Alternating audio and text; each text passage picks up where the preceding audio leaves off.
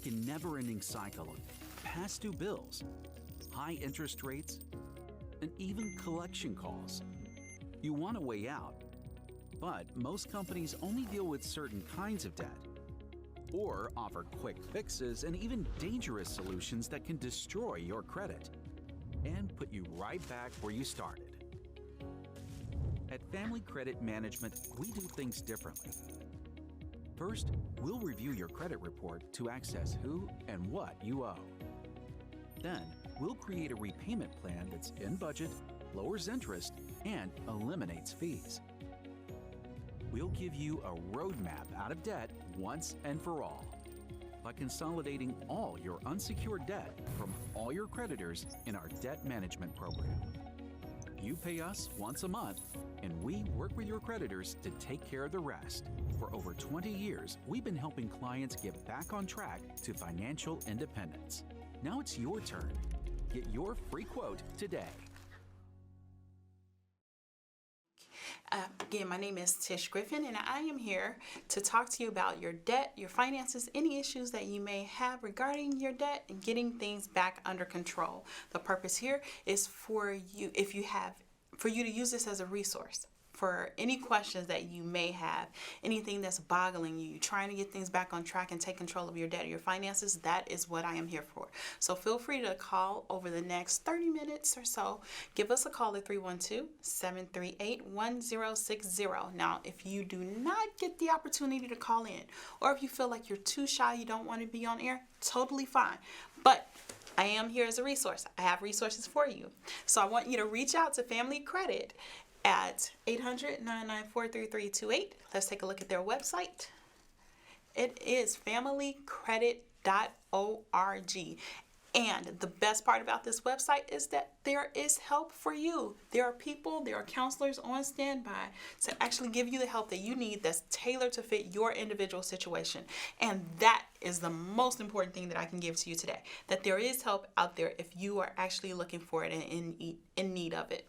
Now, the past few weeks, we've been talking about a lot of different ways on how to get your finances back under control and recovering after COVID, making sure that things are back on track.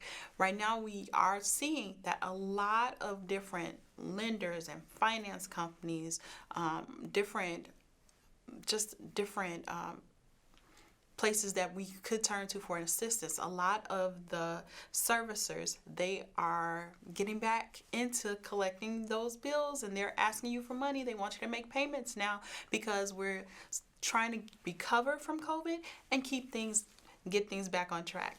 So just when you get those calls, when you get those notifications, don't let it scare you. Remember, there's help out there, and you want to go and do what you need to do, get your situation under control, find the help that you need, but you have to remember to ask for it. So if you got those creditors calling you and they're still harassing you, or they're starting to harass you now for payments because you know that you've fallen behind on your bills, you do need to see what assistance is available to you. Now, if you are struggling to make your mortgage payment, remember, all mortgage lenders, all servicers, they do have some sort of program out there or something that they can do to help you out of your situation.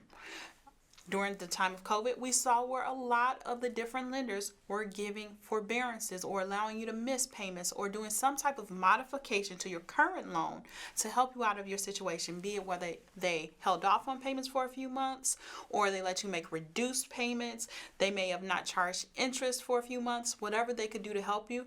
Now it's time to get things back rolling. And so a lot of times you'll see that those, whatever concessions that they gave you, whatever time frame they gave you, it's probably running out. So if you still need some help, do reach out, do see what assistance is available. You can also check within your county or within your village to see if there's any help towards that as well. We know different programs are out there and they do offer help. Now, if you are struggling with your utility bills, you do want to still reach out to the utility companies because there is help out there. Every now and then you'll see NICOR or People's Gas or ComEd give some sort of help towards you without you even asking. But you do need to call in and ask if you're falling behind, if you're unable to keep up with your payment arrangements, and just see what they do have to offer. There's different programs through the Salvation Army, through the county, and so those resources are out there for you. You just want to make sure that you do ask. Also, if you've gotten things back on track and you want to keep it there, if you're looking at your utility companies, you can see what budget plans they have available as well. And with a budget plan, a utility company will take a look at your past year and see what type of usage you had. Look at your bills, and they will average them to come up with a lower monthly payment, or what should be a lower monthly payment for you to pay every single month for the next 12 months. That way you're not paying $300 one month, $50 the next, $200 the next. You know exactly every single month this is the amount that's allotted. Now, at the end of whatever period they've given you that budget plan for, they will need to evaluate your usage again. So it's possible that after this 12 months your payment may go up a little bit, but then again it could go down too. So you want to keep that in mind, and also keep in mind what you're doing in your home. If there are ways for you to cut that out, cut out your spending, if there are ways for you to reduce your bills. So we've always talked about a lot of different ways for you to reduce your bills here and reduce your day-to-day expenses. Want to point out a great resource for you. If you go online's Family Credit's website, familycredit.org. Go down to the bottom of the first page. Look at that, 100 small ways to save big. This guide will actually help you, give you some tips on what you can do to cut your spending, to cut your household spending, to cut down on utilities, grocery bills. It's some really good ideas here, and you can download this free guide and get some great ideas with dealing with your finances. So I wanted to point that out to you because, again, like I said, there are resources around. We just have to help you find them. And also keep in mind, when you're looking at or thinking about your budget, you want to make sure that the most important part of your budget is that you don't want to spend more than you bring in. So it is good to know what your actual income is. And we'll go over that in a little bit, because guess what? We're going to be talking some more about things that you need to do to get ready to purchase or to buy a home. And this is a great way, even if you're not thinking about buying a home now, you can get things in line or on track for when you are ready. There's nothing greater than knowing that the minute that you apply, you know you'll get approved. And those small steps, those things that we're giving you here, that's what's going to help you get there. So we talked before about keeping your credit on track, making sure your credit is on track. And we talk a lot about credit because it's so very important.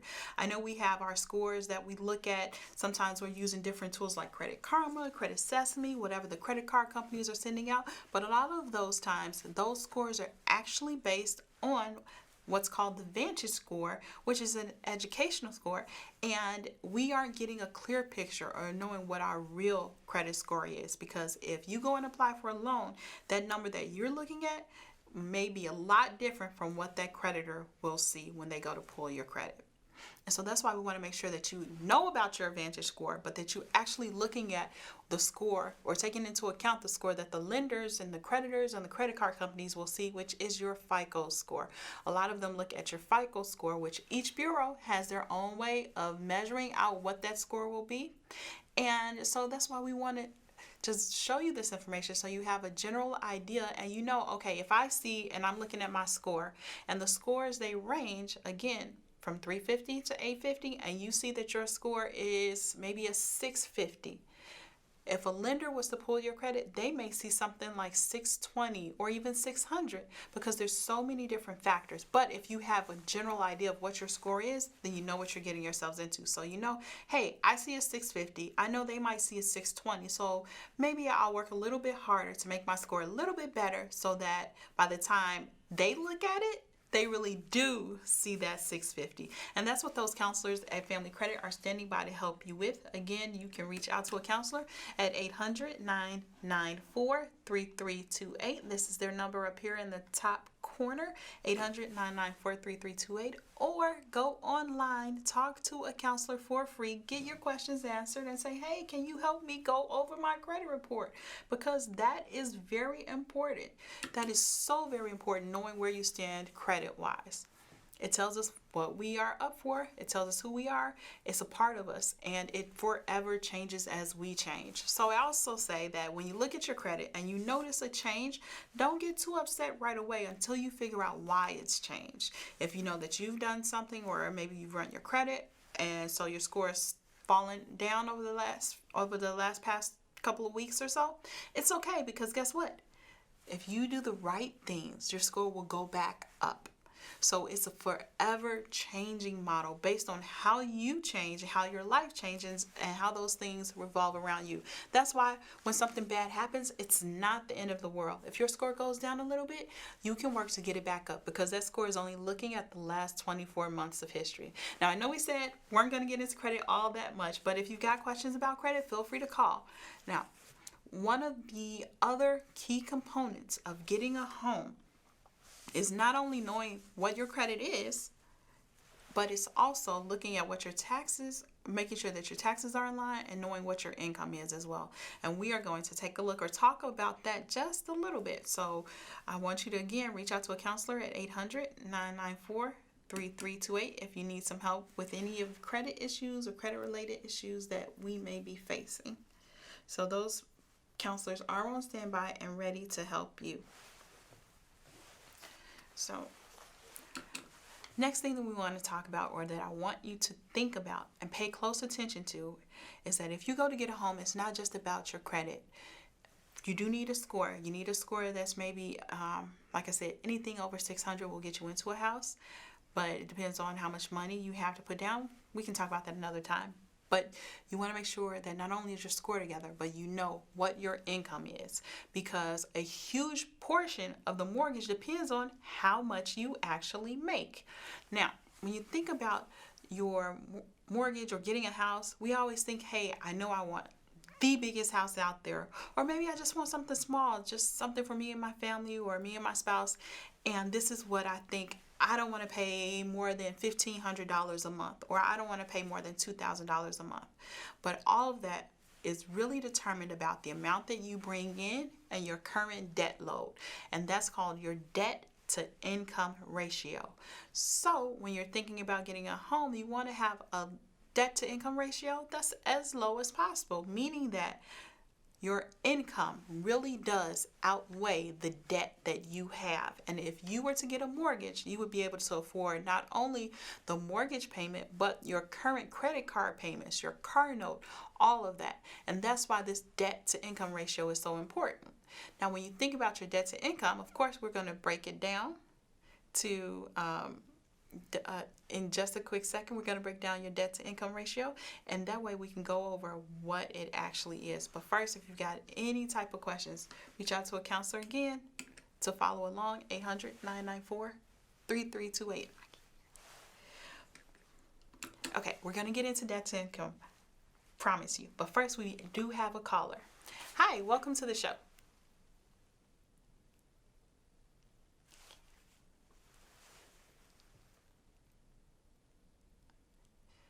Give me one more moment. We'll talk to the caller in just a second.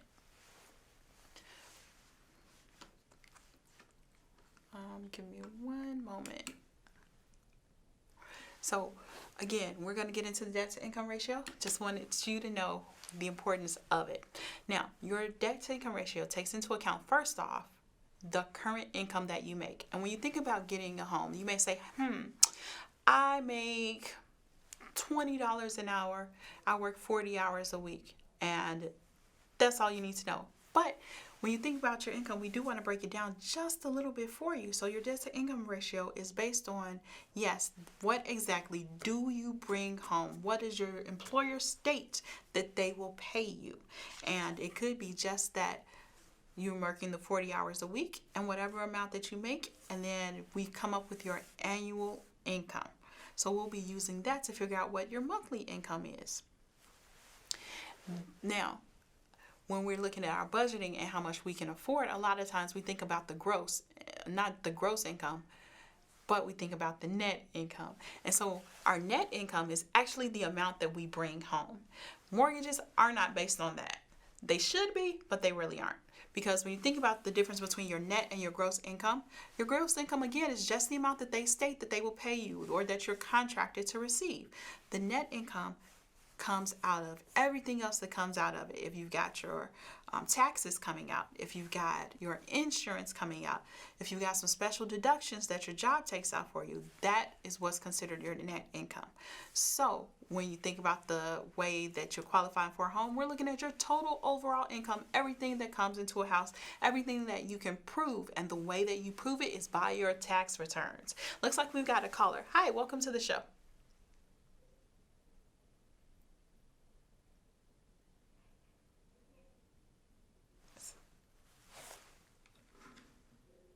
Still not able to hear anything, but hi, can you hear me? Just 1 second.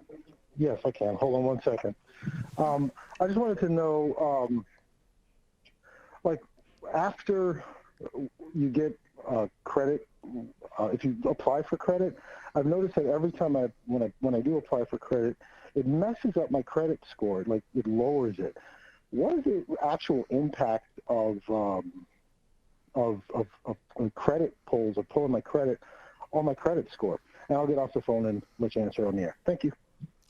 You are welcome. Thank you so much for bringing that question to us. First off, a lot of people don't even realize how much credit inquiries do affect your credit. Now, if you initiate the credit inquiry and you are looking to get credit, that's when it really does mess with your score. So anytime you go apply for a credit card, or let's say you go apply for an auto loan, it really does drop your score. But the effect really depends on what you're doing and how often it's done. So if you go, let's say, to a car dealership and they pull your credit, now you'll see that they pulled it today, and you'll see that maybe 5 different places have actually looked at your credit. You'll see that you gave them permission one time, but you see like 5 different places listed. Each place did get a copy of your credit report, but they should see the same exact thing, the same exact number. All inquiries within a 30 to 45 day period count as one inquiry. So you will see them listed all those times, but it's only one actual hit against your score. Now, let's say you apply for an auto loan today, and then tomorrow you went and applied for a mortgage. Now, that's, even though it's within that same time period, they were for 2 different reasons. So now you've got 2 legitimate hits to your credit. And each time that you pull and you're trying to get credit, it does drop it. I want to say on average, we see the score fall maybe 2 to 6 points or so every inquiry. Now, those, again, keep in mind, it has to be for the same thing. So again, if you got auto loans 5 different times, 1 hit. If you got auto loan, then you apply for a mortgage, then you apply for a credit card, that's 3 hits. So that's 3 times that it will decrease your score. The thing about it, though, is that even though that happens, after you continue making payments, your score will rebound and it will go back up. So it may take a little hit right now, but it's okay. And a lot of people are worried when they apply for mortgages and say, hey, well, I don't want you to pull my credit. I do want you to apply for a mortgage, but I don't want you to pull my credit. But think about it. If you are asking someone to grant you thousands and thousands of dollars worth of access to money, we need to see your credit. Your credit will need to be pulled. And what happens at that point is, after they pull your credit, they've got so many days that they can use that report. So you probably have a certain time frame for that before that needs to be pulled again. Again, if you go to 2 different mortgage companies, they should see the same exact things. You'll see it listed there on your credit, but it would only be 1 hit to your score. So keep that in mind too. It's just really your choice on when you want your credit pulled and for what reason. I would say that applying for a mortgage is a great reason to pull your credit. But applying for a credit card just to save a discount, you may want to think about that, because it's going to affect your score just a little bit too. So that was a really great question. Thanks for calling. Looks like we've got another caller. Hi, welcome to the show. Hi, I was just wondering what you think, what percentage of my paycheck you think I should put into my savings every month? Well, that's a great question. We need to be saving. We're talking about just getting into your income and figuring out what that is, but anything that you can save would be great, because you want to save as much as you possibly can. Rule of thumb, if you had 6 months worth of what you make in an account, then you are okay. So you want to get towards that number, know what it is, know what your real income is, so that you can be able to save towards it. If you can take 10% out of each paycheck and put that to the side, then that's a step headed in the right direction. If you can take 10% of all the money that you get in general and put that and add on to it, that would be even better. And I'm talking about, let's say you get the tax refunds, or you get someone just gifting you with some money. Don't spend it all. Save some of it. Save as much as you can. If you can save the whole thing, that would be even better. But for now, if you feel just taking little baby steps, maybe say 10% of everything I do, I am going to put it into savings. And that way you can start to build your nest egg or build up a savings, so that if something were to happen, you do have that security blanket. You do have some funds set aside. Now, you may say 10% is way too much. Like, I can't even afford that. I've got so many bills and I can't afford that. Then it's okay for you to start small, because if you start small, think about maybe you can only put $10 away for now. If $10 that you put away today, tomorrow it's $10 more than you had. Also think about any small change that you may come across. How many times do you see loose change just laying around? Those are things that we can add into our savings and keep our nest eggs building.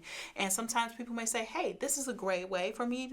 I never go on vacation. I can never save up money for it. But maybe if I take all the loose change that I find around and put that in a jar or put that somewhere, and that will help me build up to my savings. So these are small little ways that you can save. But I do say save as much as possible. There's a lot of different ways to save too. Think about it, not just keeping it at home, not just a bank account, but there are other savings vehicles that you can use too. There are CDs and money market accounts and those types of things that will help you. Different savings accounts that may have interest-bearing perks to them. There are a lot of different ways to save. So just see what works for you, what works with your budget.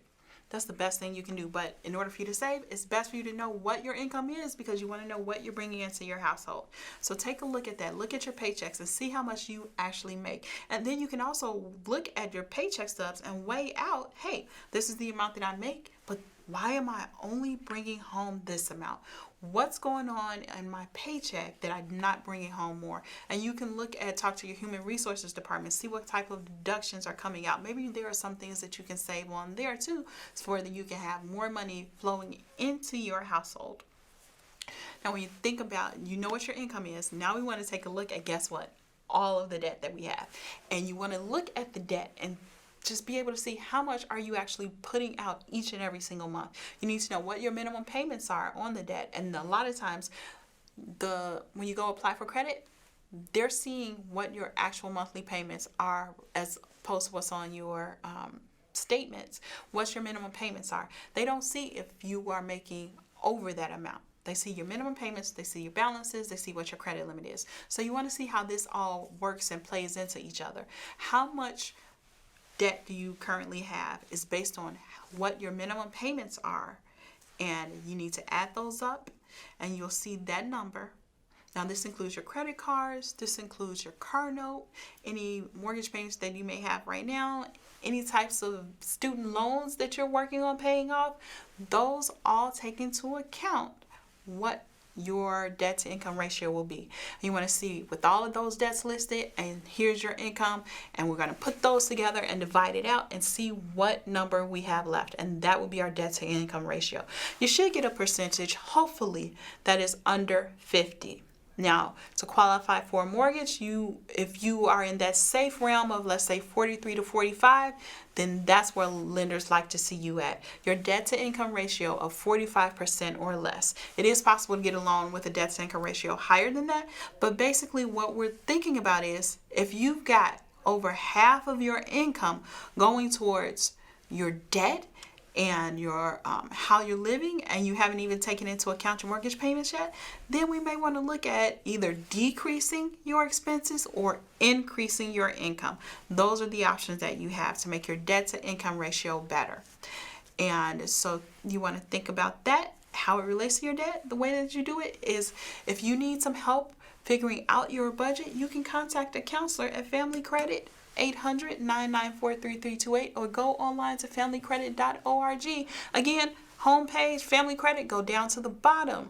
Guess what? Personal Finance Made Easy. This free course right here is so important in reestablishing your goals and creating a spending plan. There's an actual spending plan in here that you can figure out your debt to income ratio. It'll allow you a place to look at your debt, write that down, and figure out what your debt to income ratio is. And there are counselors standing by to help you with this if you are having problems figuring this out. So you don't have to do this all by yourself. There are resources, there are people to help you. So again, we're thinking about buying a home, and we want to make sure that we know what our income is. We want to make sure that we know what our expenses are, so that our debt to income ratio, we kind of have an idea of what that is and whether a lender will say no. We put that with our credit score. So now we've got our credit together, we've looked at our income, we know that we should qualify. The last little piece that we want to talk about, getting everything together, so that you get that yes when you go apply for a mortgage or when you apply for a car or financing. We'll talk about that next time too. We're looking at wrapping up, so if you've got any other questions, feel free to call in 312-738-1060. So want to touch a little bit more on income, because there are a lot of people out there that are self-employed or that work a job, a regular W-2 job, and then do something on the side as far as maybe like transportation, Uber, or some type of self-employment where you're trying to bring in extra money to your household. So the first thing that you think is, if my ratios aren't good and I don't have enough income, well, I do this. I bring in, $500 extra a month doing this or selling this. And this is the money that can help me get a home. But I want you to know that the only way that income can help you is if you have claimed it on your taxes. So if you have filed that with the IRS and the IRS knows that you're doing something on the side to bring in extra money, then yes, we can use that to help you show that you have more income. Also, in the same instance, you may have let's say you have your regular job and you have a catering company and you're doing dinners on the side, or you're baking goods and you're selling those on the side. But you've taken a loss on your taxes because let's say you had to get the business going, you had to buy supplies. So that's actually a loss on your taxes, and your accountant may have wrote off the purchase of all of this equipment.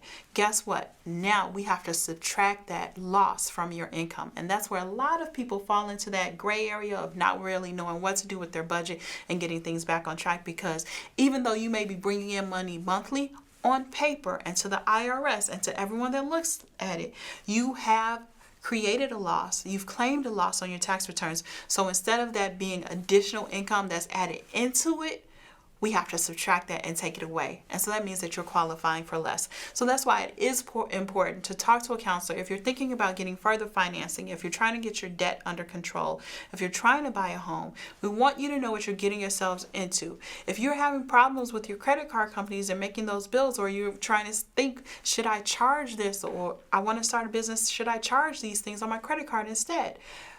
These are things that you can talk to a counselor about, getting that credit card debt under control, getting that managed. Find your resources out there to help you and guide you as you get everything together. So we've talked about looking at the income. We've talked about credit, of course.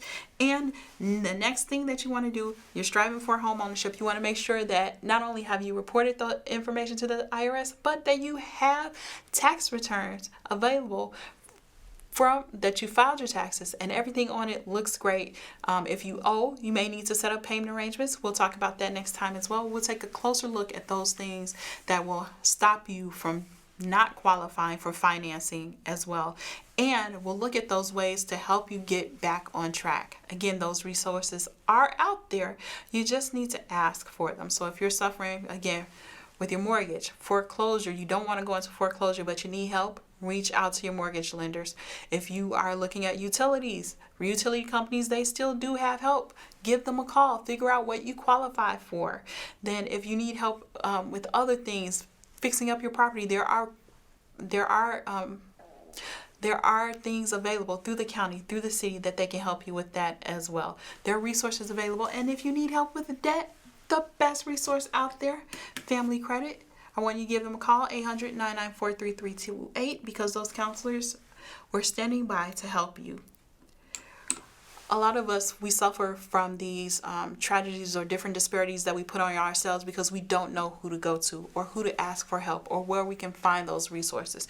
If you need help talking to your creditors, to medical collectors, to collection agencies in general, reach out, find that help that you need. If you got any other questions, feel free to give us a call or save them for us next time. And then I will see you back here where we will finish up your financing outlook.